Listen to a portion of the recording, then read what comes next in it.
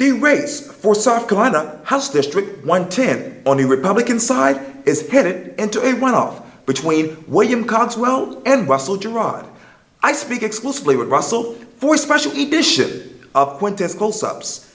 And be sure to download the free Quintin's Close-Ups app in your Apple or Google Play stores, or listen to this interview later on the free iHeartRadio app.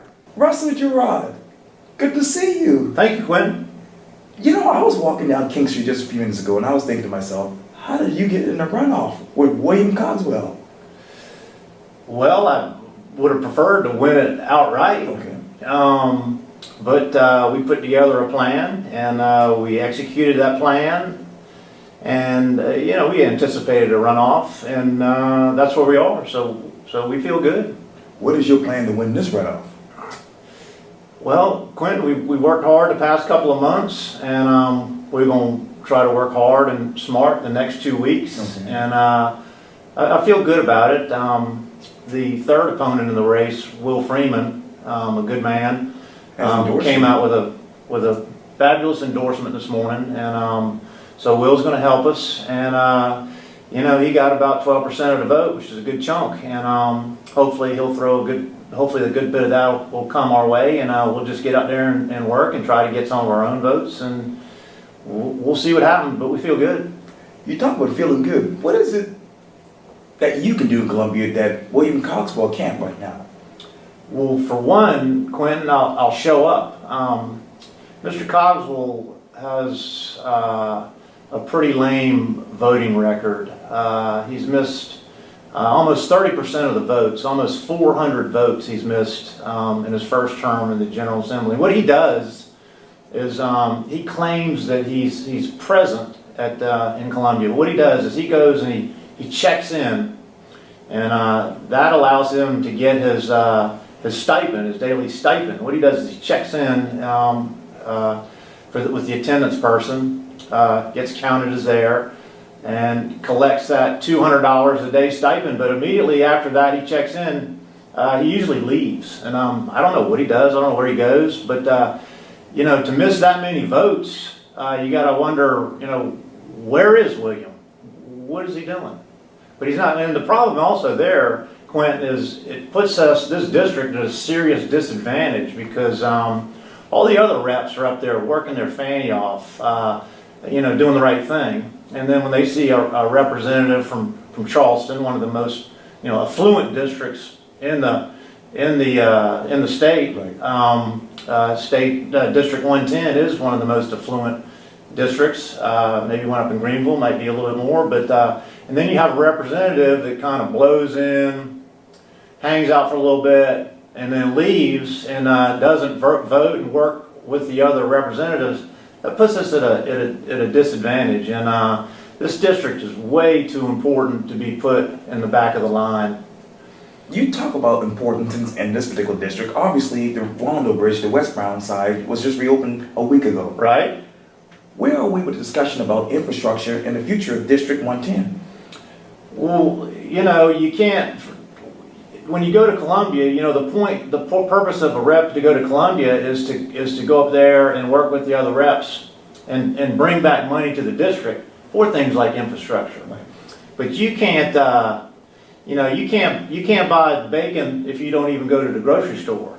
And Mr. Cogswell's not showing up at the grocery store to get the bacon. So a district that desperately needs money for infrastructure, right. The bridge, right. Things like that.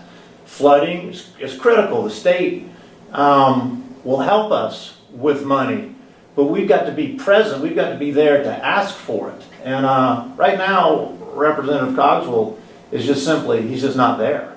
And obviously, the question I wanted to ask, and I gave it to you wrong, was this. How much confidence do you have in the Department of Transportation?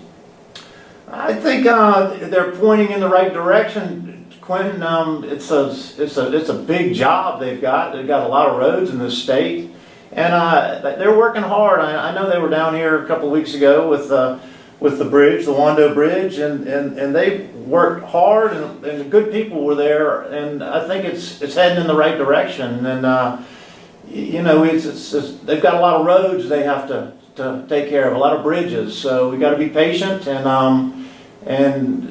work with them. But you know, it's just so critical to get that money from the state back down here. I mean, that's really what makes it happen. And I know Nancy Mace basically wrote a list of questions to the Department of Transportation. How many more questions do you have about the Department of Transportation and infrastructure? You know, it goes back to, there's so many things that have to do with infrastructure here in our district, from flooding to down in the city with seawalls and bridges, and just the Ports Authority with their trucks, and widening of highways, I-41. There's so many different things, Quintin. But if, like I said before, if we're not up in Columbia, you know, asking for these funds from the state, we're not going to get them. And right now, District 110 does not have anyone asking for those funds. So it's we're at a bit of a disadvantage.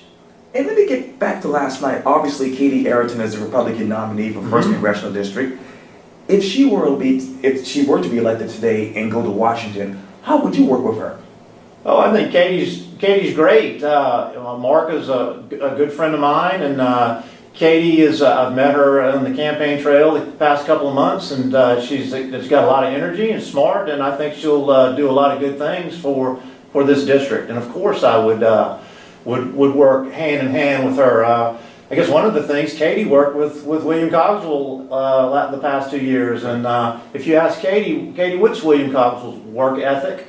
You'd have to ask her. I would never put words in her mouth and quote her or anything, but it might be something for you to ask. Okay.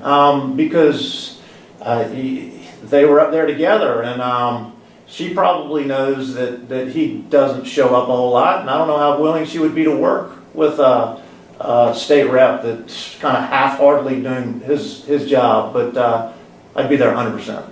And I know that a lot of people are saying that the endorsement that President Trump gave her on Twitter was effective in her campaign and actually ultimately her winning that particular race. Were your television ads confident enough for you to actually win? Well, of course, you always try to win.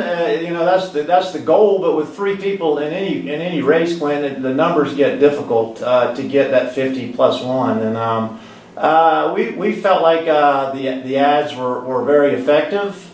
They talked about SCANA and how I feel about the Baseload Review Act, and how I feel that SCANA's been taking advantage of its customers for a long time. My opponent, Cogswell, has not said one word about SCANA. And we also talked about his voting record, which 400 votes, almost 30%. So those are just facts. He sent out a mailer that said I was being negative and sending out misinformation, and this is all public knowledge, Quintin. It's all on the state website, and you can go pull up Representative Cogswell's name, and you can see just how many votes he has missed. And it's pages and pages and pages, and I could never put it on social media, Facebook, because one, it'd probably get kind of boring, but my computer would probably, my phone would probably shut down, because it's probably 40 or 50 pages of missed votes. What would you consider a victory during the runoff? What would I consider a victory during the runoff? Well, I feel pretty good where we are now. You know, you look at it as like overtime in a football game, and I feel like I think we've got a lot of momentum. I've gotten a lot of calls this morning. Gotten a lot of people throwing, wanting to write me checks, and of course, Will Freeman's endorsement, and we kind of felt like we were going to be and we were heading for a runoff, and so we're ready to go. I mean, we feel like we got the football, and we got it on the 10-yard line. We just got to throw a couple passes, and we get in the end zone. So you want to get what, 50%, 51, 52? Yeah, we'd like to win. Okay. We'd like to win. Russell Guerard, thank you so much for your time. I really, really appreciate this. Quintin, always. Thank you greatly. Yes, sir. I appreciate it.